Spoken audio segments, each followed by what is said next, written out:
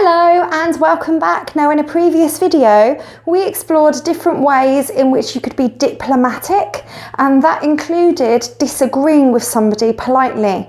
Now, we're going to explore how we can disagree with someone politely in a much more detailed way during this video.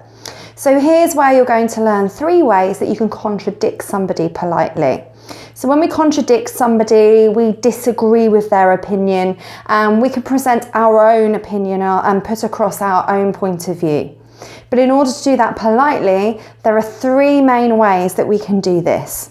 So we can either show the other person that we understand their point of view, but we have a different one.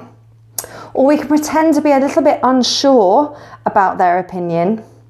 Or we can apologise before we begin to disagree with them. So let's have a look at some examples.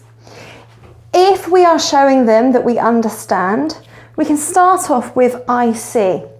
For example, we can say, I see what you're saying, but I'm afraid I disagree. Or we can start off with I understand. So we can say, I understand where you're coming from, but I have a different point of view. Or we can start off with I take your point. I take your point, but I see it from a different perspective. So in this way, we are showing them that we understand. We're kind of agreeing up to a point, but then we're putting our own point of view across in a really polite way.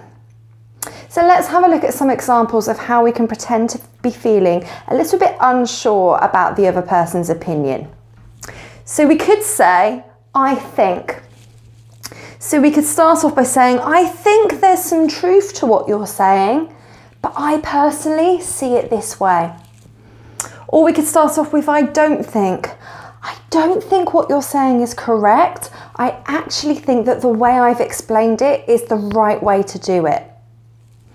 Or we could say, I'm not sure.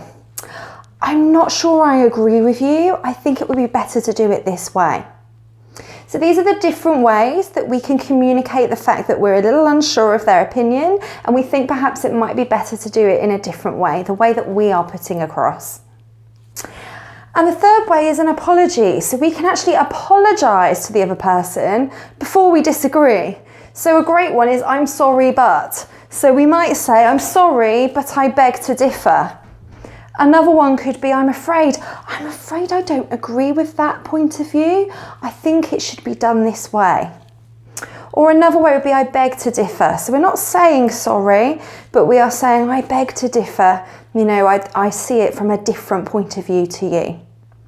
So if you follow one of these 3 formats, you will be able to contradict somebody and put your own opinion across in a really, really polite way. So next time you are in a meeting or having a discussion or a debate, or you are having a conversation with somebody where you think your opinion or your point of view is the way that things should be done, then you can actually contradict somebody by using these 3 examples. So good luck with that, and I will see you in the next one. Bye for now.